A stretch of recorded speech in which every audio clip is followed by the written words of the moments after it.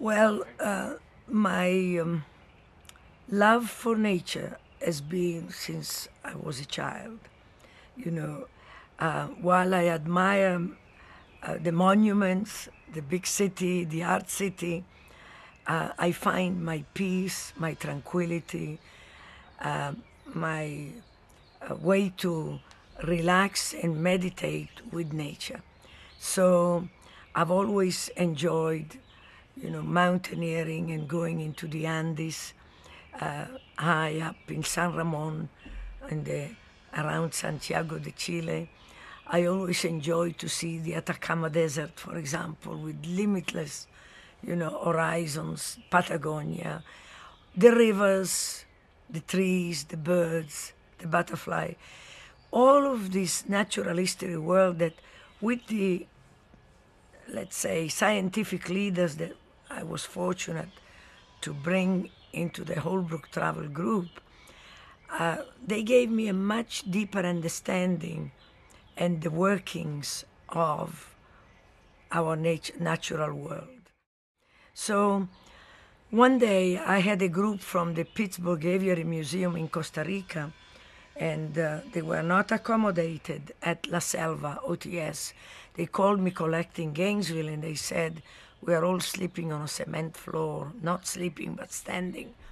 So I said, tomorrow I come down and see what I have done, and I'll stand by my action.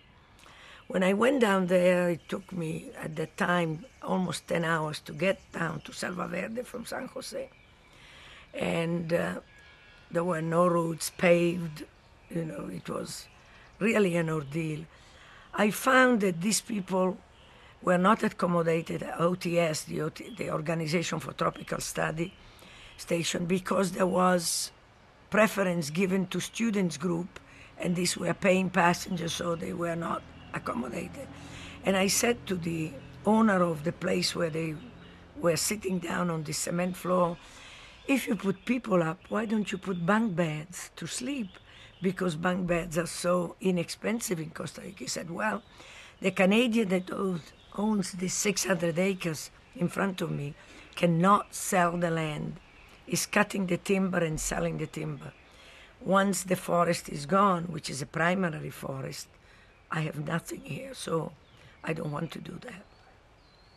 Next morning, we go down there. We see a 900-year-old tree laying on the ground with all the monkey display, the birds. And it was a devastation, not only because when a big tree like that falls, it leaves a tremendous vacuum. I felt as though my whole inside was emptied. And I said, Giovanna, what do you want to do in your life with the work and sacrifice you did? I said, I want to put it in nature. So I said, how are you going to do this? Well, then I turned to Tom Ray and I say, how old was this tree? He said, oh, over 900 years old. So I said, how long does it take to print the dollar bill that this man wants? Nothing in comparison to 900 years.